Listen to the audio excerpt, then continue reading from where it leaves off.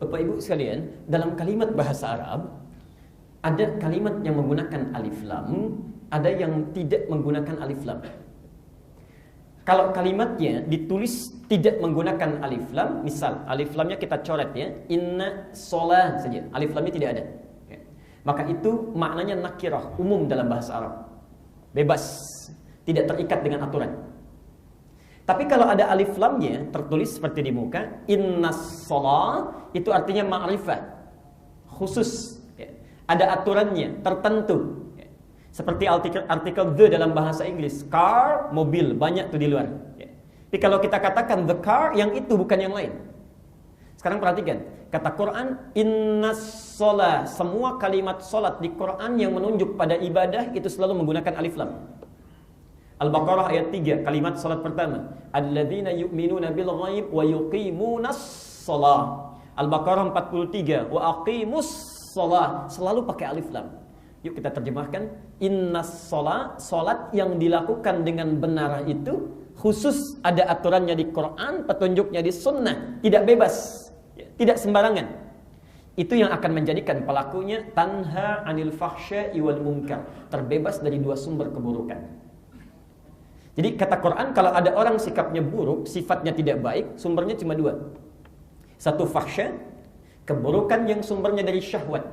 Maaf, kata-kata jorok itu fahsya, kotor itu fahsya, suka mencela itu fahsya, gosip itu fahsya, pornografi itu fahsya, porno aksi itu fahsya. Jadi tidak mungkin ada orang sholat kata-katanya kotor, mustahil itu.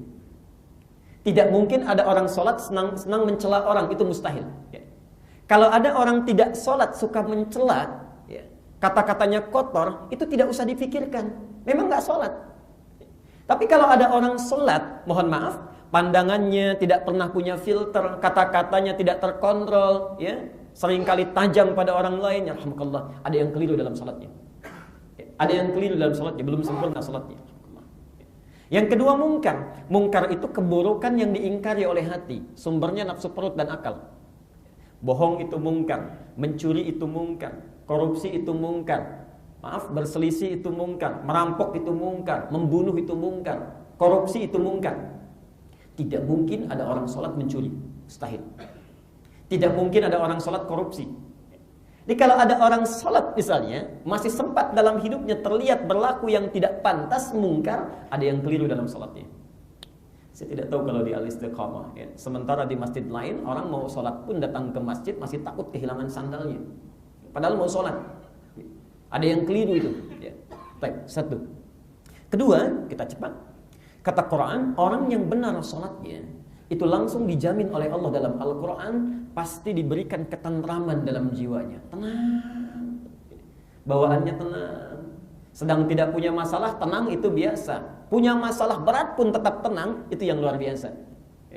Ada orang macet, sudah klakson sana sini, Masya Allah, sudah mengeluh. Yang ini Masya Allah tenang saja. Dikasih macet, alhamdulillah bisa menghafal Quran, alhamdulillah bisa dengar tausiah. Mau ngapain lagi, memang sudah macet. Ini hatinya tuh tentram sekali. Quran surah ke-20, Taha ayat ke-14. Aqimis salata li dzikri, tunaikan salat dengan benar. As-salah, aqimis salata li dzikri, supaya engkau tersambung kepadaku, zikir, ingat. Ya Allah, apa faedahnya kalau saya sudah ingat kepadamu? Dijawab di Quran surah 13 Ar-Ra'd ayat ke-28. Ala bi dzikrillahi tatma'innul qulub. Yakinkan pada dirimu kalau zikirmu benar kepada Allah, dampak selanjutnya tatma'innul qulub, hatimu pasti tentram. Coba cek sampai dengan zuhur ini. Dari sekian salat yang telah kita tunaikan, sudahkah salat menghilangkan gusar dalam jiwa kita? 3, saya percepat dulu. Kalau salatnya benar ditunaikan oleh Quran, langsung turun statement Allah. Perhatikan kalimatnya. Kata Quran, orang ini akan dimudahkan segala urusan hidupnya, dilancarkan rezekinya tiada bertepi. Quran surah 65 At-Talaq ayat 2 dan 3 ditafsir di Al-Baqarah ayat 2 dan 3. Perhatikan persamaannya ya, kita buat persamaannya. Wa may yattaqillaha yaj'al lahu makhrajan. Wa may yattaqillaha, siapapun yang meningkatkan takwanya kepada Allah, Persamaannya, yaj'al lahu makhraja. Setiap dia punya kesulitan dalam hidupnya, Allah akan urai segala kesulitannya. Kesulitan di rumah tangga, di kantor, pekerjaan sosial, macam-macam. Ini pun mohon maaf nih, yang kelihatan wajahnya tenang-tenang, belum tentu nggak punya masalah itu. Ya. Sebelum turun ke masjid mungkin ada pekerjaan yang masih dipikirkan sampai sekarang. Bisa jadi. Lihat persamaan Qur'annya. Kata Qur'an, wa may yattaqillaha, Anda tingkatkan takwa, persoalan pelan-pelan oleh Allah diurai. Terurai itu, insyaallah. Jadi ini ada isyarat di Quran, kalau Anda punya masalah tidak selesai dengan ikhtiar kita, dengan ilmu tidak selesai, ya dengan materi nggak beres-beres, dengan tenaga nggak pernah tuntas, coba cek barangkali persoalan kita itu terdapat dengan Allah, takwa belum meningkat. Ya. Bahkan wa yarzuqu min haitsu la yahtasib, rezeki yang macet pun bisa didatangkan dengan cepat. Kalau Anda bertanya, ya Allah, saya ingin tingkatkan takwa, dari mana mulainya? Dijawab di Al-Baqarah ayat 2 dan 3. Perhatikan, dzalikal kitabu la raiba fi hudan lil muttaqin. Isi Quran kalau sudah ada statement, jangan diragukan statement itu, kandungannya pasti jadi petunjuk bagi orang yang takwa. Siapa orang takwa ini? Ayat 3-nya. Alladzina yu'minuna bil ghaib wa yuqimunas shalah, yaitu orang yang setelah menyatakan dirinya beriman pada Allah yang tak nampak dalam pandangannya, ghaib, maka dia buktikan dengan menyempurnakan salat. Yuqimunas shalah, yuqim itu sempurna salatnya. Jadi kalau ada orang tiap hari salat 5 waktu tidak pernah tertinggalkan, masalah nggak pernah tuntas, mungkin belum sempurna salatnya. Teruskan. 4, kita agak cepat. Bila salat ditunaikan dengan baik, sesuai dengan keinginan Quran dan Sunnah, ini langsung Quran yang jamin. Kata Al-Quran, perhatikan, ada isyarat di ayat-ayatnya, setiap doa yang dimohonkan dalam salatnya, sulit bagi Allah untuk menolaknya. Setiap doa yang dimohonkan dalam salatnya, itu cepat dijawabnya Allah. Bahkan nanti kita akan bahas, kalau lain waktu kita bertemu, ada 4 keadaan dalam salat, yang bahkan hadisnya qudsi. Sulit bagi Allah menolaknya. Saat berdiri, 1, 2 saat rukuk, 3 saat sujud, ini yang diperbanyak, dan 4 sesaat sebelum salam. Saya beri contoh 1 saja di Quran, doa seseorang yang saat sholat dalam berdirinya langsung dikabulkan oleh Allah. Yuk kita lihat situasinya dulu. Ada suami istri menikah, puluhan tahun belum dikaruniai keturunan. Rambut suaminya sudah memutih, fisiknya sudah lemah, istrinya secara medis, maaf ibu, divonis monofos dan mandul. Secara klinis mustahil punya keturunan, mustahil. Tapi perhatikan, suaminya langsung berdiri di mihrabnya, menunaikan sholat, memohon kepada Allah. Diabadikan di Quran, surah ketiga, Ali Imran, ayat 38 sampai 39. Mari kita lihat ayatnya. Hunalika da'a Zakaria rabbah. Di mihrabnya Nabi Zakaria bangun menunaikan sholat, bermohon kepada Allah Tuhannya. Ya. Qala rabbi habli min ladunka dzurriyyatan thayyibah. Dalam salatnya berdoa kepada Allah, ya Allah, hamba sudah ikhtiar semampu hamba untuk memiliki keturunan. Semua hand up mengatakan tak mungkin. Hamba minta kepadamu saja yang tidak ada batasan. Innaka sami'ud du'a, pasti engkau dengar doa hamba. Allah. Tolong garis bawahi dulu ya. Ibadah salat itu bukan khusus diturunkan pada Nabi Muhammad dan umatnya saja. Sebelum beliau sudah ada salat. Cuma caranya tidak sesempurna kita sampai sujud dan salam. Ya. Kita menutup dengan sempurna. Dulu sudah ada salat. Ya. Nabi Isa salat. Quran surah 19 Maryam ayat 31. Nabi Musa salat. Ya. Quran misalnya surah Al-Maidah ayat ke-12. Banyak. Semua sudah salat. Ya. Jadi kalau diurut dari Nabi Muhammad sampai Nabi Adam alaihissalam itu sudah ada salat. Sudah ada. Cuma caranya tidak sesempurna kita. Jadi kalau kita urutkan Muhammad bin Abdullah bin Abdul Muttalib bin Hashim bin Abdul Manaf bin Qusay bin Murrah bin Kilab bin Ka'ab bin Ghalib bin Fihr bin Malik bin Nadar bin Kinanah bin Khuzaimah bin Mudrikah bin Ilyas alaihissalam bin Nizar bin Mudar bin Ma'ad bin Adnan bin Adni bin Adi bin Muqawwam bin Nahur bin Tarikh bin Ya'rub bin Yasjub bin Nabit bin Ibrahim alaihissalam bin Ismail alaihissalam bin Ibrahim alaihissalam bin Adhar bin Nahur bin Abir bin Kinan bin Arfakhshad bin Sam bin Nuh alaihissalam bin Mihlail bin Matushadah bin Kinan bin Anwas bin This bin Adam alaihissalam. Ini dari Nabi Muhammad SAW sampai Nabi Adam sudah ada salat, cuma syariatnya, caranya berbeda dengan kita. Di sini Nabi Zakaria sedang salat. Apa buktinya? Ayat 39-nya. Perhatikan kalimatnya. Begitu beliau meminta dalam berdirinya, tiba-tiba selesai doanya, salatnya belum selesai. turun malaikat. Fanadatul malaikatu wa huwa qa'imun yusalli fil mihrab. Tiba-tiba kata Quran, selesai beliau berdoa, belum selesai salatnya, masih berdiri dalam salatnya, langsung turun malaikat. Ya.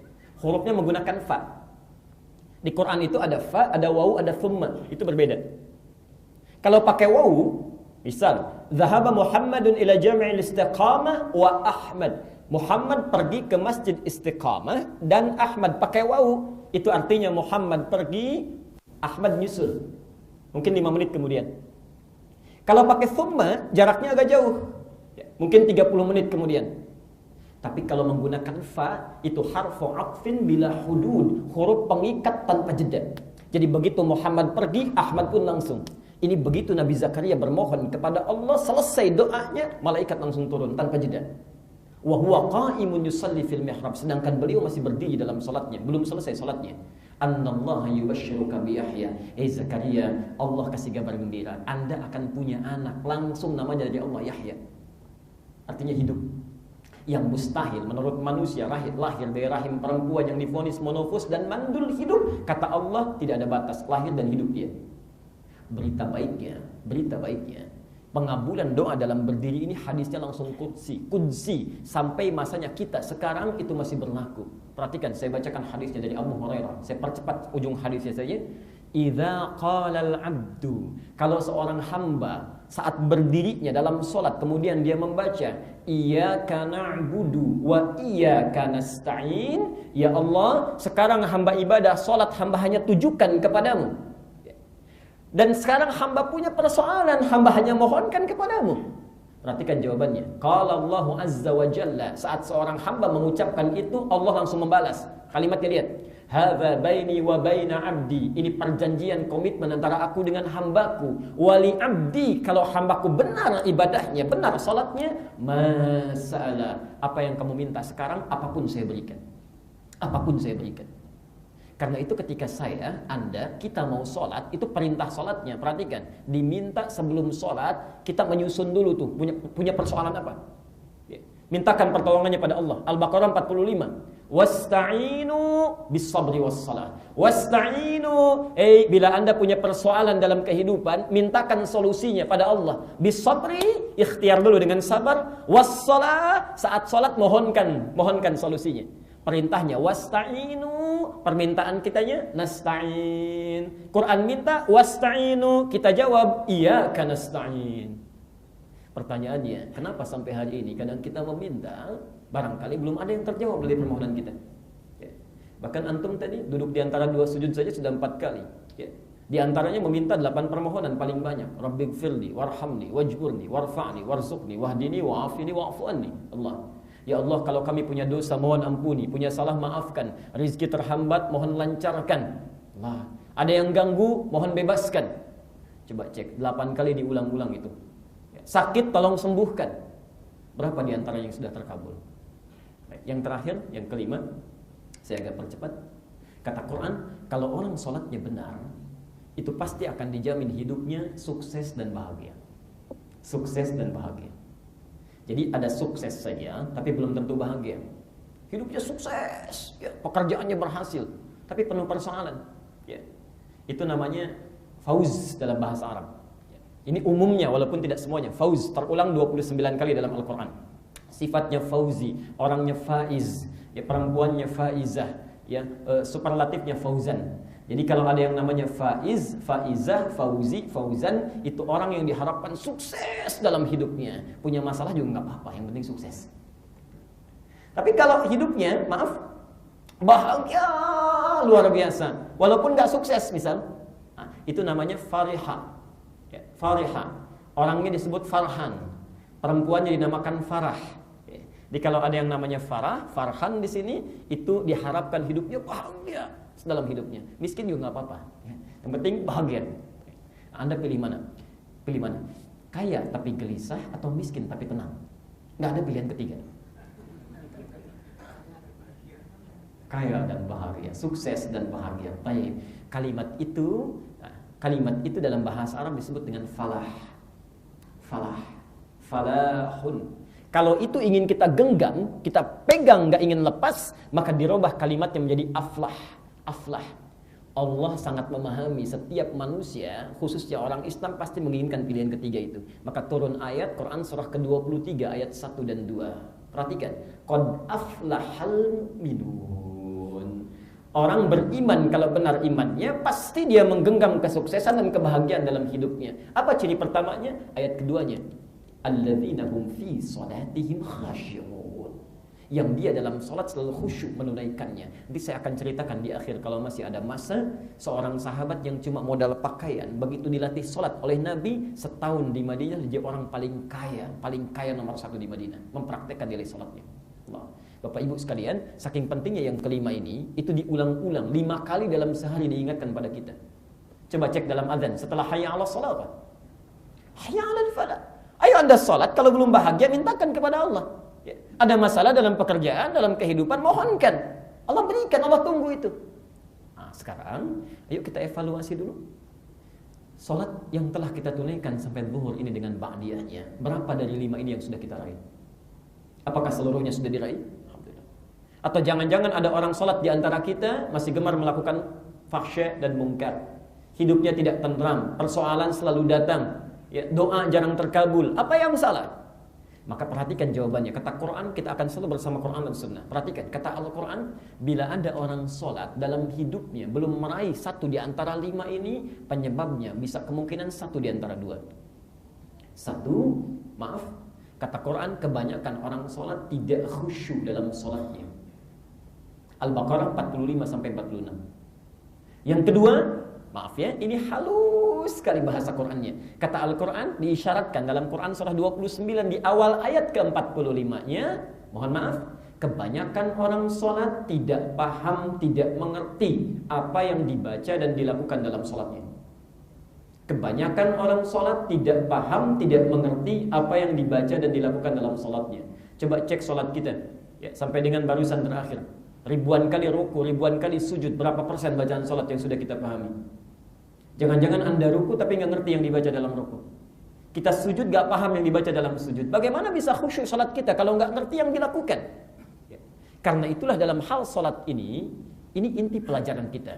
Nabi saking ketatnya tentang sholat ini bukan cuma persoalan fikih, bukan cuma benar dari takbir sampai salam. Nabi ingin memastikan setiap umatnya yang sholat dapat 5 keutamaan tadi. Karena itulah satu-satunya ibadah yang sangat ketat ikatannya cuma sholat. Al-Bukhari nomor hadis 631. Perhatikan kalimatnya. Sallu kama ra'aitumuni usalli. Sholatlah kalian, tapi sebelum sholat jangan sembarangan sholat. Pastikan sholat Anda, kata Nabi, persis melihat saya seperti saya sholat.